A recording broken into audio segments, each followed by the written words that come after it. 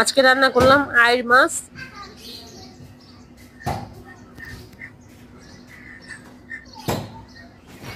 বেগুন ভাজলাম আর ডাল রান্না করলাম আর ভাত। তো আসসালামু আলাইকুম, কেমন আছেন সবাই? আশা করি ভালোই আছেন। তো আজকে রান্না বান্নার আইটেম এগুলি: বেগুন ভাজা, আইড় মাছ। তো রান্নার দিকে চলে যাই। তো ডাল চুলায় বসিয়ে আমি সব কাটাকাটি করে নিলাম, সব রেডি করে নিয়েছি। মাছও কোটা ছিল না, কুটে নিয়েছি। তো ডালটা হয়ে আসছে, এখন আমি গোটা দিব। ভাত আগে রান্না করছি, পরে ডাল দিচ্ছি। আজকে একদম গ্যাস নেই, টোটালে কোনো কিছু হচ্ছে না গ্যাসে। তো এখন ডালটা গোটা দিয়ে পানি দিব, পানি দিয়ে বলক আনবো।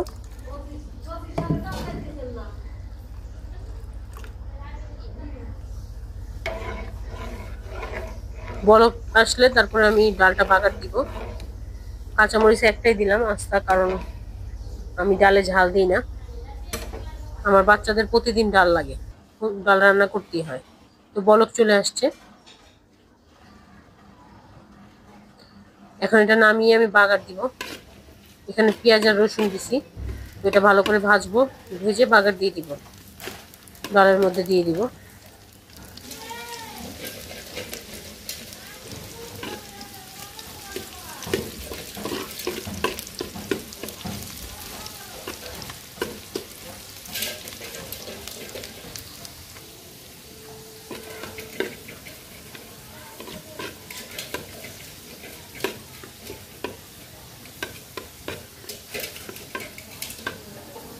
তো হয়ে গেছে ভাজা, এখন আমি এটা ডালের মধ্যে দিয়ে চুলাটা জ্বালিয়ে দিলাম। এখন ধনিয়া পাতা দিয়ে দিব, ধনিয়া পাতা দিয়ে বলক আসলে নামিয়ে ফেলবো।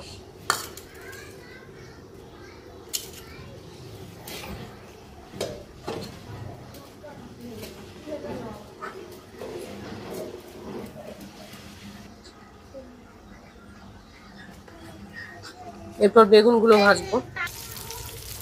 তেলটা গরম হয়ে গেছে। এই বেগুনটা হচ্ছে অর্ধেক বেগুন ছিল ফ্রিজে, তো সেটা ভেজে নিচ্ছি। উল্টে দিলাম, বেগুনটা দেওয়ার পরে তেলগুলো পুরো বেগুন টেনে নিছে। তো এইটাই ভাজা হয়ে যাবে। এই যে হয়ে গেছে, আর একটু ভেজে নামিয়ে নিব বেগুনটা। তারপরে আমি মাছটা বসাবো। এই যে বেগুন উঠিয়ে নিলাম প্লেটে। তো এরপরে আমি মাছের জন্য পেঁয়াজ আর তেল দিছি। এই মাছ ভাজা লাগে না, আইড় মাছ। তো এই মাছ আমিও আগে কখনো খাইনি, এর আগে একদিন রান্না করছি, আমার ভিডিওতে আছে। আমার হাজবেন্ড আনছে তো বাজার থেকে, কিন্তু মজা আছে মাছটা।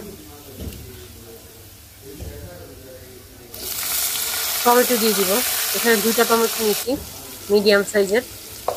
এরপর লবণ দিব, হলুদের গুঁড়া দিব আর মরিচের গুঁড়া দিব পরিমাণ মতো। আমরা আবার মাছের মধ্যে কোনো আদা রসুন জিরা, শুধু রুই মাছে একটু জিরা দিই। এছাড়া আদা রসুন কোনো মাছে দিয়ে ওরা, আমার শ্বশুরবাড়ির লোক খেতে পারে না। একটু পানি দিয়ে দিলাম মশলাটা কষানোর জন্য। শুধু মাংসে আদা রসুন খায় ওরা, এছাড়া মাছে কোনো আদা রসুন খায় না।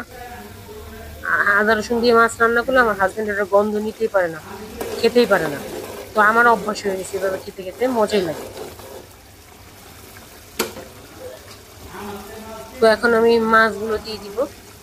মাছগুলো দিতে দিতে আরেকটা কথা বলি, এই যে রান্না বান্না করি প্রতিদিন, সব কিছু রেডি করি, এই আবার ভিডিও করাটাও কিন্তু একটা কাজ, তো করি। তো এত কষ্ট করে ভিডিও করি, ভিডিওতে যদি ভিউজ না হয় তখন তো মনে অনেক কষ্ট লাগে। তো আপনারা আমার ভিডিও দেখবেন, আমাকে সাপোর্ট করবেন, এটাই আপনাদের কাছে চাওয়া আমার। তো ঝোল দিয়ে দিব, এটা কষানো হয়ে গেছে।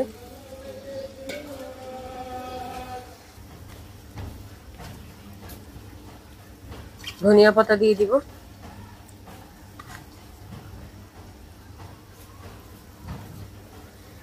এরপর মাখা মাখা হয়ে গেলে নামিয়ে নিব। তো ভালো থাকবেন সবাই, আসসালামু আলাইকুম।